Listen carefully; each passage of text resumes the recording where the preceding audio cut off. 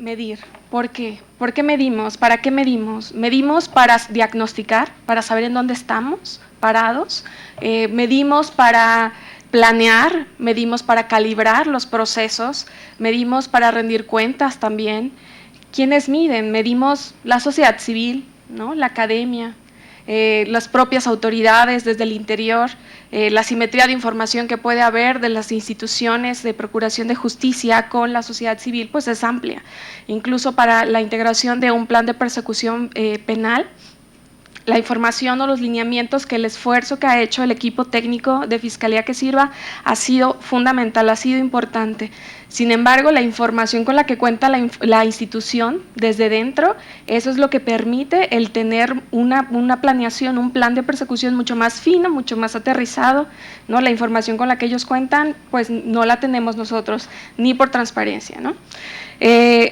Para nosotros es fundamental medir, porque en esa medida vamos generando como estas alertas tempranas que nos permitan mejorar los procesos, nos permitan aprender, nos permitan no solo conocer cómo funcionan las instituciones para saber cómo nosotros podemos pasar dentro de ellas, cómo podemos ir atendiendo los procesos para los cuales nos estamos comunicando con las instituciones, estamos ingresando a las instituciones, sino también para generar propuestas de política pública. ¿Qué podemos medir? Podemos medir de todo.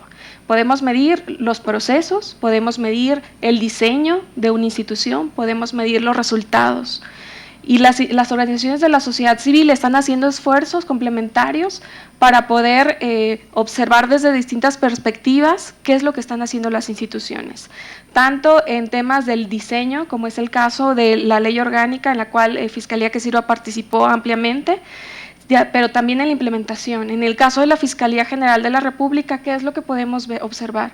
De entrada, si se está cumpliendo o no con la ley, con los tiempos que marca la transición, el proceso de transición, los que vienen en los transitorios. Pero también podemos observar los resultados, cuántas carpetas de investigación están llegando a sentencias. Y es fundamental tener una observación mucho más integral, tanto en lo cuantitativo, en las cifras, en los números, que nos permitan ir siguiendo qué es lo que está haciendo la autoridad, cómo va evolucionando en el tiempo, pero también lo cualitativo, estos procesos, sobre todo en los procesos de investigación en los que tantos rezagos tenemos, que es de lo que ya se ha hablado bastante en las mesas anteriores, las capacidades que han desarrollado los operadores para poder no solo atender de forma adecuada a las víctimas, a los sujetos del proceso penal, a los propios testigos, sino también para dar resultados efectivos. Uno de los puntos fundamentales es la investigación, y en la investigación nosotros estamos desde el Observatorio Nacional Ciudadano acompañando algunos procesos dentro de las fiscalías locales, principalmente las procuradurías, para conocer la forma en la que lo hacen, la forma en la que investigan, y nos encontramos con muchas cosas que sabemos, pero el documentar y el proponer una ruta crítica de cómo mejorar y cómo sortear esos retos que se enfrentan tanto en capacidades, en la capacitación que reciben los propios operadores, que muchas veces es insuficiente, o no cumple con estándares, pero también en los materiales, en los recursos, en el equipamiento con el que ellos cuentan. Ustedes saben bastante bien que las limitaciones en cosas tan básicas como la gasolina, en cosas tan básicas como el papel, son reales, y parecería que no existieran esos recursos. Igual y sí existen, pero habría que observar como sociedad civil cómo se está distribuyendo los recursos para que lleguen a donde tengan que llegar. Se puede observar no solamente los resultados, como ya les dije, no solamente los procesos, también el tema del gasto es fundamental, el tema de los controles que tienen las instituciones. Bien mencionaban anteriormente que el ENVIPE nos dice que subió un poco la confianza que tenemos los ciudadanos en la Fiscalía General en específico. Pero también en la misma medida, si lo vemos, también subió la percepción que tenemos de corrupción al interior de la Fiscalía General, y casi están en un 60-60. Entonces, habría que observarlo de una forma mucho más integral, qué es lo que se está haciendo y qué es lo que se tiene que hacer. Muchas veces sabemos el qué se tiene que hacer, pero los cómo es en donde tenemos que presionar para que las autoridades hagan una planeación adecuada de cómo transitar hacia ese punto deseado. Y dejar de estar improvisando, que no hay una planeación. Por eso el plan de persecución penal es fundamental para guiar la política pública, la priorización, ¿no? para obtener justicia. Muchas gracias, Miroslava. Pasamos con Michelle Cisneros. Sí. Hola, buenos días y muchas gracias a todas y a todos por seguir aquí. Y sí, yo estaba convocada más en plan de conclusiones. En principio, es una tristeza que no estén aquí los y las senadoras, ni siquiera a algunos de sus asesores. Esperemos que este foro no quede solamente en una simulación como muchos de los que hemos venido a hacer aquí al Senado. Agradecemos al senador Álvarez y Casa por abrirnos la puerta y esperamos que todos tengan esta apertura para discutir estos temas que son cruciales para el desarrollo de un país y para acabar con la impunidad en un país como este, donde la impunidad es más del 90%. En principio, esta propuesta de Fiscalía que Sirva de plan de persecución penal es eso, una propuesta, como bien decía María Elena, necesita discutirse, necesita trabajarse y nos gustaría mucho que fuera de la mano de las y los senadores y que tuviera como lo tuvo cuando se discutió dentro del colectivo Seguridad Sin Guerra, de Seguridad Sin Guerra ya estoy como que confundiendo colectivos, Fiscalía que Sirva, siempre poniendo a las víctimas y a las familias de las víctimas en el centro, porque como bien escuchamos en la mesa anterior, son ellas y ellos los que realmente saben cuáles son las fallas de este sistema que hemos venido arrastrando por muchos años y que nos ha traído a un país de más de 250,000 personas muertas y 40,000 desaparecidas, según cifras oficiales, que quienes trabajamos en organizaciones sabemos que las cifras oficiales normalmente son mucho menores a las cifras reales. Entonces, ¿qué pedimos? Pedimos que se haga este trabajo. Tienen ya una fecha límite, la Fiscalía tiene una fecha límite para el 18 de enero para presentar este plan de persecución penal y queremos trabajarlo en conjunto, queremos que se tome en cuenta lo que está planteando aquí el colectivo Fiscalía que Sirva y queremos que se tome en cuenta a las familias de las víctimas quienes sufren todos los días desde que son víctimas el enfrentarse a las fiscalías tanto federales como locales. Entonces, necesitamos este plan de persecución penal porque queremos plazos y metas claras para que nos puedan decir cuándo vamos a llegar a esos objetivos de cómo nuestro país va a mejorar, porque si no tenemos esas metas claras y seguimos improvisando, como bien decía Miroslava, esta bola de nieve va a seguir creciendo. Un equipo multidisciplinario que se coordinen las áreas parece una locura que en un país como este no estén coordinadas las instituciones y que se tenga que empezar desde cero, pero bueno, empecemos desde cero si así tiene que ser. Y por último, nada más brevemente, recalcar eso, el hecho de que estemos aquí, nosotras y nosotros, significa un esfuerzo, como bien lo decía María Elena, muchas de los familiares de las víctimas ni siquiera viven en la Ciudad de México, entonces les pediríamos a las y los senadores, si no estuvieron aquí, que por lo menos vean la transmisión y conozcan de este plan de persecución penal y se acerquen a las familiares de las y los familiares de las víctimas para saber qué estamos pidiendo para trabajar en conjunto por un mejor país. Gracias. Muchas gracias, Chel. Pasamos con Irene. Tello. Pues muchísimas gracias por la invitación, por organizar este foro. Yo también estaba contemplada más para la mesa de indicadores, pero creo que puedo hacer una combinación improvisada de indicadores y de conclusión, porque además creo que muchos de los indicadores que traían tienen que ver un poco con la situación a la que nos estamos enfrentando y pueden servir de punto de referencia no solamente de conclusión, sino lo que nos falta por hacer en este trabajo. La verdad es que yo vengo de Impunidad Cero. En Impunidad Cero, año con año, sacamos un ranking de procuradurías y fiscalías para determinar cómo están todas las procuradurías y fiscalías estatales. Lo hacemos porque creemos que el cuello de botella de la impunidad y del sistema de justicia está en en la procuración de justicia. Una de las cosas que salen de este ranking es que la probabilidad en México de que un delito se denuncie y se esclarezca es de tan solo 1.3%. Esto tiene una conjunción de dos factores. Uno, la altísima cifra negra que existe en el país, es decir, la falta de confianza que existe en las instituciones de procuración de justicia, los altísimos tiempos de espera. Lo que nos sacan en el índice es que en promedio una persona espera 220 minutos para ser atendida por un ministerio público, más la sensación de la ciudadanía de que no va a pasar nada, incluso si se denuncian el delito de que son víctimas. Y la segunda parte de este 1.3% se compone por la falta de efectividad en la labor de la procuración de justicia. Nosotros cuando medimos la efectividad en procuración de justicia decidimos que una de las cosas que teníamos que sacar de medir cómo se estaban determinando las carpetas de investigación era el famosísimo archivo temporal, porque sí, como se ha comentado antes, es muy fácil para estas instituciones de procuración de justicia, no solo las estatales, sino incluso la propia Fiscalía General de la República, agarrar estos indicadores de desempeño de una manera tramposa, porque justo al hablar de esta cantidad de carpetas que se determinan en el archivo temporal y decir que ya se concluyó de forma efectiva la labor de la Procuración de Justicia es una mentira, y nos están viendo la cara.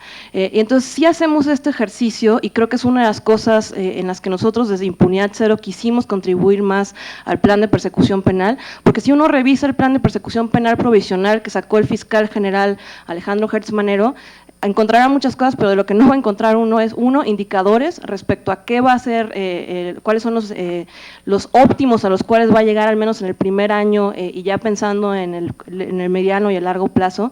Entonces, no puede haber una política de persecución penal, no puede haber un plan de persecución penal si no tenemos idea de dónde estamos partiendo y a dónde queremos llegar.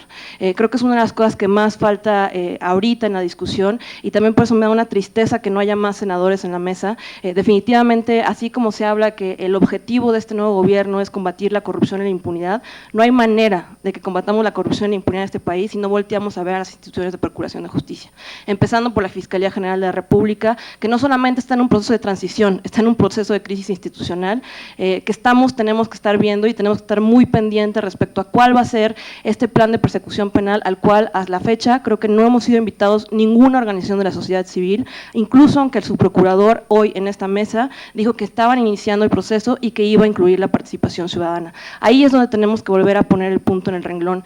De nada sirve que hagamos estos foros y que se dé el tic de decir ya tuvimos la participación ciudadana, si todas estas análisis, estas políticas, estas propuestas que hacemos de la sociedad civil no son tomadas en cuenta. Y nosotros hacemos esto a base de indicadores que muchas veces esconden una cantidad de opacidad estadística que año con año vemos. Ese es otro de los temas que creo que tenemos que poner en el renglón. Así como se está haciendo este esfuerzo desde el Secretariado Ejecutivo por mejorar la manera en que las Procuradurías y Fiscalías reportan la incidencia delictiva, creo que también esta es una discusión en que la Fiscalía General de la República tiene que estar presente. No solamente las Procuradurías y Fiscalías estatales, sino ellos mismos reportando cuál es la incidencia delictiva. Y también tenemos que regresar a un punto, todos como ciudadanía, de dejar de tomar carpetas de investigación como una muestra de incidencia delictiva del país. Eso no es cierto y es nos quedamos con una gran parte de delitos que no son denunciados día a día si nos vamos por las carpetas de investigación que solo se están tomando en cuenta. Y otra de las cosas que sí creo que podemos tener, como decía Ishel, al centro son las víctimas. No solamente víctimas, sino también desgraciadamente en este país, personas imputadas que tienen contacto con las instituciones de procuración de justicia, porque además a mí me preocupa sobremanera escuchar que se nos invita a foros donde tenemos que hablar de fiscalías o de la labor de procuración de justicias, cuando dejamos de ver el sistema de seguridad y justicia como un todo. Lo vemos como entes aislados, que no tienen contacto consigo mismos, cuando al final estas reformas, la única manera de que tengan éxito es de que las distintas instancias del sistema de justicia empiecen a articularse de forma adecuada. Lo que vemos día con día es ministerios públicos que defienden su labor pero critican la labor de los policías, policías que defienden su labor pero critican la labor de los ministerios públicos, jueces que acaban criticando la manera en que los ministerios públicos acaban integrando las carpetas y al final lo único que tenemos es una altísima impunidad y miles de víctimas que siguen esperando justicia justicia sin saber lo que pasó en sus casos. Es momento de que ya nos sentemos todos estos actores en la mesa, dejemos de estar pensando que si la culpa está en la Procuración de Justicia, en la seguridad pública, en la impartición de justicia, y nos sentemos todos a dialogar para ver de qué manera arreglamos esto. Yo de repente escucho que se está proponiendo el modelo nacional de policía y justicia cívica, pero por otro lado está el fiscal general haciendo su propia ley orgánica para cambiar la que ya teníamos, una propuesta de cambio al Código Nacional de Procedimientos Penales, de los cuales no tenemos ninguna idea, una propuesta para reformar el Poder Judicial, intentar, y todas estas propuestas se van proponiendo sin que realmente haya una articulación de fondo de ver cómo estos actores van a trabajar para reducir los altísimos niveles de impunidad en el país. Hasta que no nos pongamos a ver esto en su conjunto, no vamos a poder dar solución. Y sí, el plan de persecución penal es vital, porque justo una de las cosas que siempre sale de nuestro índice de procuradores y fiscalías es que la única manera de que logremos mejorar un poco la procuración de justicia tiene que ver con los modelos de gestión. Y un modelo de gestión no se puede determinar si uno no tiene un plan de persecución penal para determinar cuáles son los delitos prioritarios, cómo se van a perder, cuáles son los mecanismos penales que se les van a dar a los determinados delitos. Esa es una herramienta vital de la cual todos tendríamos que estar hablando y no solamente las mismas personas que siempre nos sentamos a la mesa y siempre discutimos de estos temas. Y entonces ya nada más para cerrar, sí creo que tenemos que llegar al tema de la autonomía y decir una cosa clara: autonomía no implica aislacionismo, no implica estar aislado de las otras instituciones de justicia y de los otros actores que estamos involucrados en el proceso, porque justo lo único que hemos visto a la fecha, desde que se decretó la autonomía de la Fiscalía General de la República, es esta cerrazón, esta falta de diálogo, esta falta de incluirnos en las participaciones, en la elaboración de políticas públicas, cuando la autonomía solamente se da para que tengan presupuesto propio, para que puedan investigar de manera libre todo delito que lo cometa funcionario público, ¿no? Entonces sí tenemos que regresar a reentender esta autonomía y no entender la autonomía como una cerrazón de puertas en el que no otros actores no podamos incluir. Y sí creo que tenemos que hablar de estos temas, tenemos que hacer un esfuerzo también nosotros por hacerlo de forma más pedagógica, más didáctica. No podemos estar los mismos siempre en las mesas hablando de estos temas tan importantes en el país, porque la única manera, lo repito, de luchar contra la corrupción y la impunidad de este país es volteando a ver no solamente las instituciones de procuración de justicia, sino de todo el sistema de justicia, incluyendo policías y jueces. Muchas gracias, Irene. Yo también voy a robar 5 minutitos antes de pasarle la palabra al senador, que también estaba planteado para la mesa de conclusiones, y voy a aprovechar también para plantear un punto. Pues de manera muy sencilla, cierren los ojos 5 segundos y piensen en todas las personas que están en las oficinas de Seido ahorita, que les quitaron sus celulares porque te tratan con la mayor desconfianza como víctima o como persona que va a defender, que te mantienen ahí durante quién sabe cuánto tiempo sin darte mayor información hasta que te van a habilitar el paso para poder hablar de tu caso con el MP. Piensen ahora en el MP que está perdido en una montaña de más de 300 casos que tiene que sacar adelante, en los cuales no tiene ni siquiera una claridad de cuál tiene posibilidad de tener una consecuencia o un resultado, ¿no? Piensen que a ese MP le dan capacitación masiva y a destajo, dependiendo de si queda todavía por ejecutar presupuesto de la Procuraduría, y los mandan a todos a un curso general de derechos humanos sin que le pueda ayudar en su desempeño específico en el caso, ¿no? Todo para evitar tener subejercicios presupuestales, etcétera, ¿no? Piensen en ese MP, igual y entró a trabajar a la Procuraduría, a la Fiscalía, con las mejores intenciones de cambiarle la vida a una sola persona, ¿no? No se daba cuenta de que estaba eligiendo entrar a una Procuraduría en donde por una persona que puede llevar casos como MP ante un juez, hay 8 personas de estructura administrativa que le está chupando la mayor cantidad de recursos y no puede o no es capaz de dar un solo resultado específico a una víctima.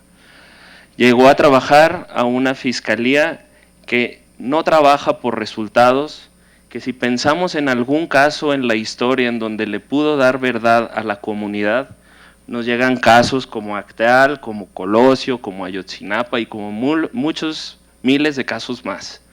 O sea, llega a batallar con ese tipo de inercias y de autopercepción. Llegas y te entregas a una dinámica vertical de gestión de desempeño, en donde los ministerios públicos lo que tienen son 2 opciones: o nadar de muertito y no llamar la atención ni por ser tan buenos ni por ser tan malos, o buscar un padrino político al interior de la Procuraduría, que parece más una Secretaría de Gobierno,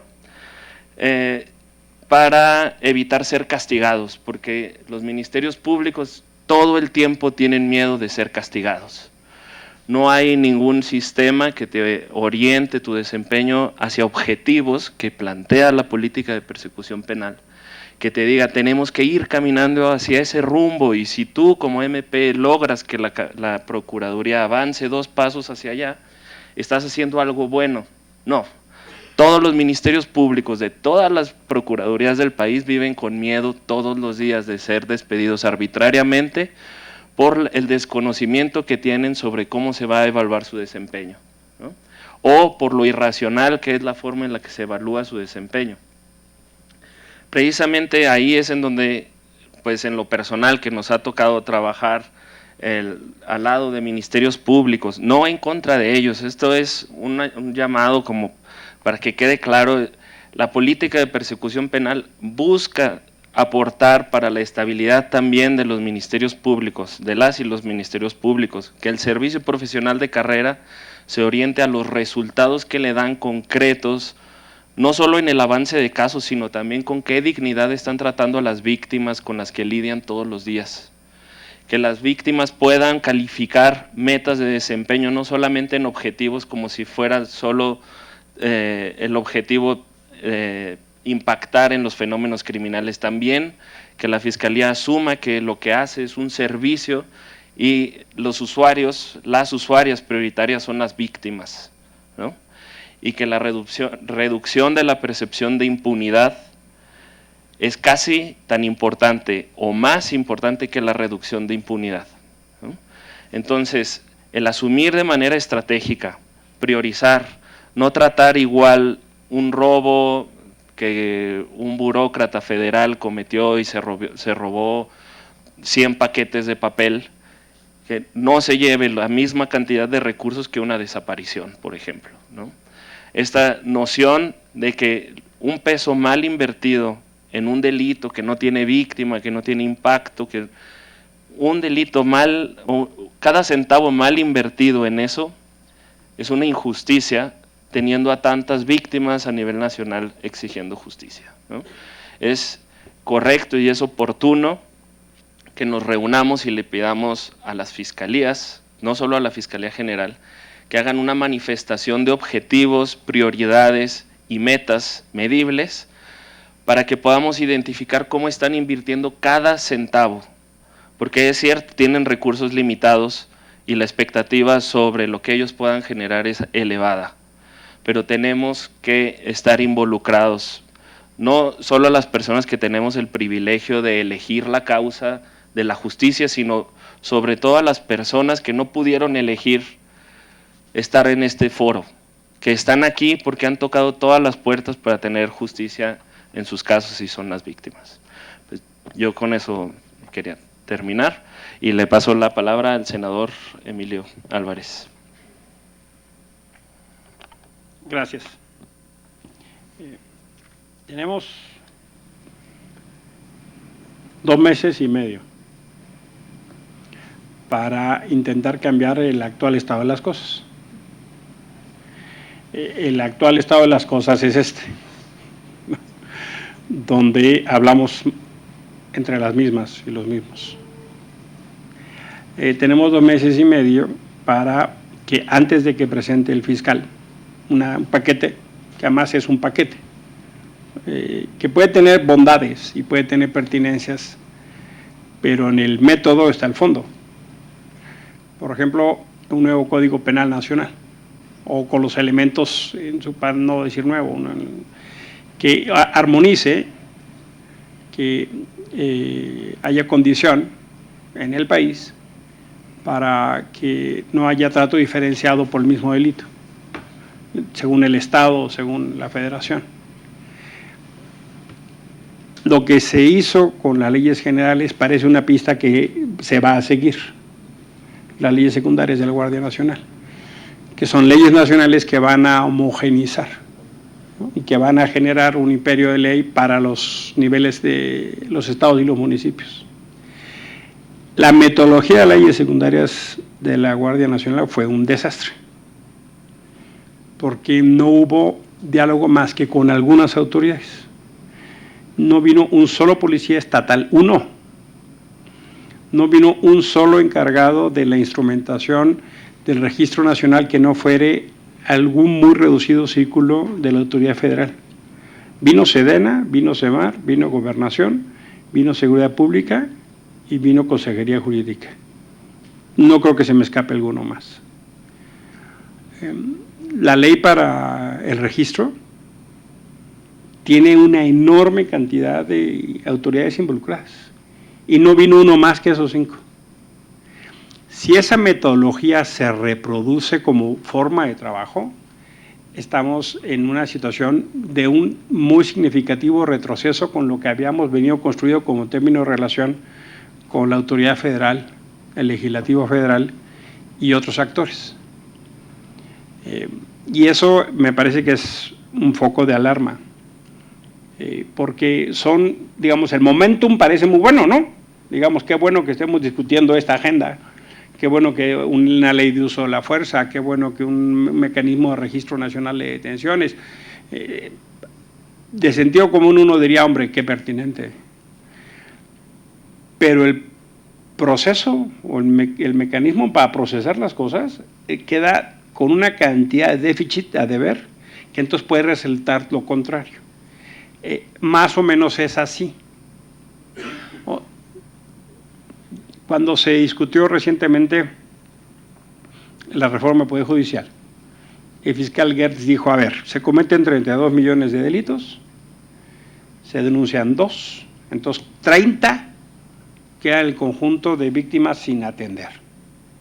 30 millones, que pueden ser más de una víctima por delito, ¿no? Pero vamos a ponerlo a uno a razón. Entonces 30 no se atienden. De los 2 millones que se denuncian, en 200,000 pasa algo. El diagnóstico más o menos del desastre es compartido, documentado, sistematizado, que lleva sus franjas de ignominia mayor a menor. Ese estado de las cosas nos va a llevar a un peor estadio. O sea, lo que sí quiero subrayar, y me parece que sí tenemos que intentar hacer, romper el actual estado de las cosas, es que no podemos llegar al 18 de enero con un formato así. No podemos llegar, ¿no? O sea, no, yo por supuesto celebro, ¿no? Me encanta, quienes no lo tengan, con mucho gusto se los podemos llegar, ¿no? Hacia un plan de persecución penal. Con mucho gusto se lo podemos entregar, ¿no? Por favor, en mi oficina, con mucho gusto. Pero eso, si seguimos como estamos, vamos a acabar mal. O sea, lo que vamos a hacer es documentar la ignominia y decir otra vez, no nos escucharon. No basta documentar la ignominia. La semana pasada yo hablé con el fiscal Gertz y se dio el ofrecimiento de un grupo de trabajo.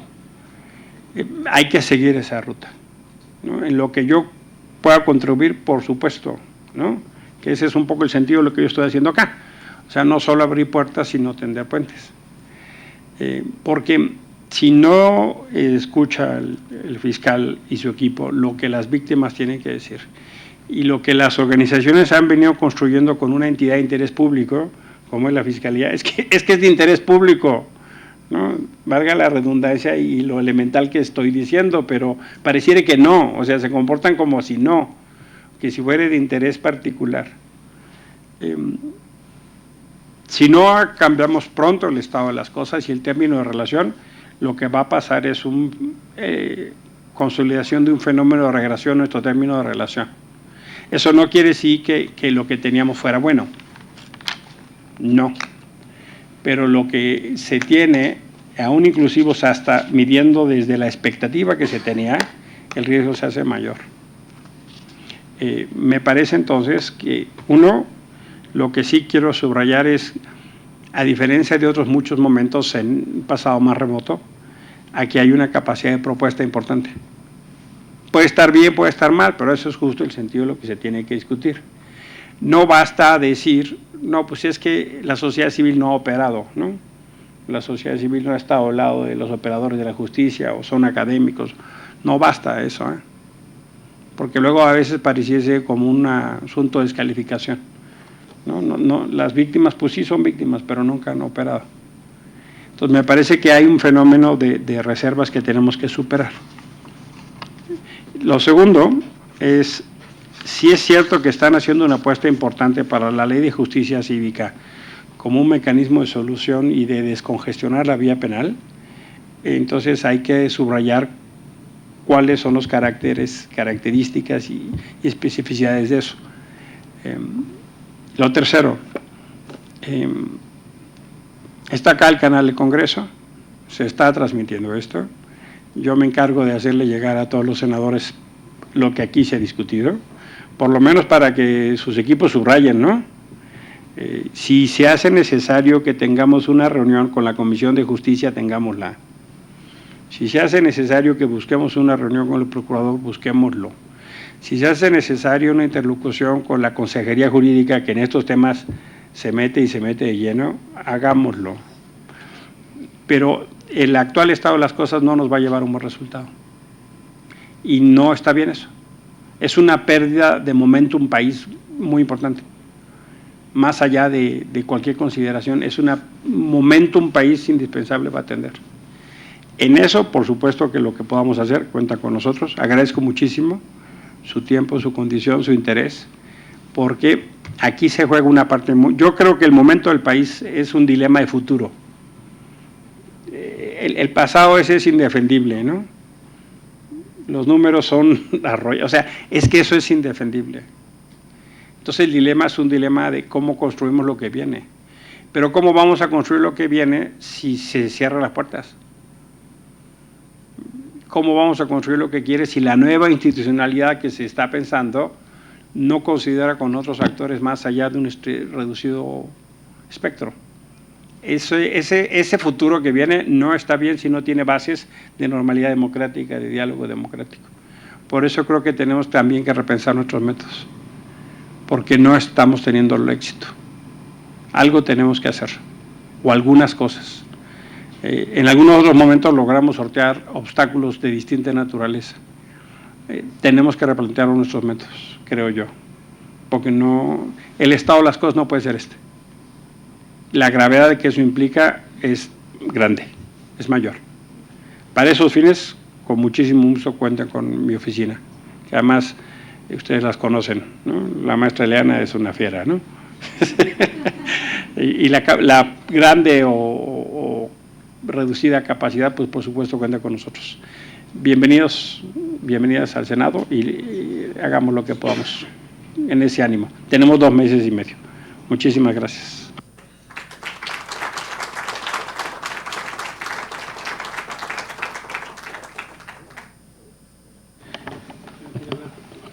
¿Perdón?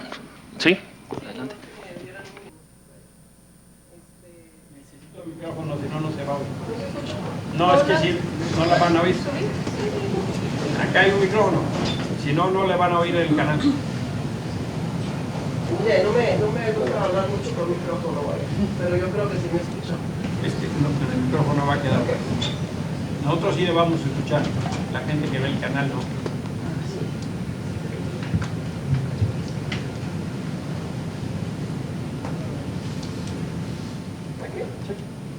Ok, buenas tardes. Venía aquí a escuchar propuestas de los senadores, conocer al fiscal, quería escuchar, vaya, propuestas más para nosotros. Viajamos toda la noche, mi compañera y yo venimos de Tamaulipas, pero pues esto era para que estuviera lleno de familias. No están, porque no tienen la confianza que debieran tener en ustedes, vaya, en los senadores, ni en el fiscal, porque pues no, ahorita estamos viendo que no les interesa saber o escucharnos a nosotros como familiares de desaparecidos. Pero, conclusión, vaya, estoy viendo esto como una simulación. Los he escuchado a cada uno de ustedes, me he limitado a estarlos escuchando, me he identificado con varias propuestas que están haciendo ustedes, pero veo esto muy, vaya, como dice usted, senador, necesitamos más fuerza, más, ¿cómo le diré?, para que me entiendan mejor, que se convoque más a las familias. Yo soy buscadora en campo también, tengo 3 desaparecidos, pero me he topado con autoridades que, pura simulación. Entonces dije, voy a escuchar de perdido al fiscal a ver qué propuestas hay, porque tengo casos en Tamaulipas que no se pueden decir en el estado y necesito que vean aquí en la federación. ¿Por qué? Porque tiene que ver con secuestros, no se pueden denunciar en Tamaulipas y aquí están cerrando las puertas también. Entonces, ¿cómo le vamos a hacer ahí? Nos dice con la nueva fiscalía, pues vamos a ver la fiscalía, a ver, pero ¿dónde están? Están desaparecidos, ni usted está dando la cara, se puede decir como aquí por los senadores, ¿y dónde están los demás?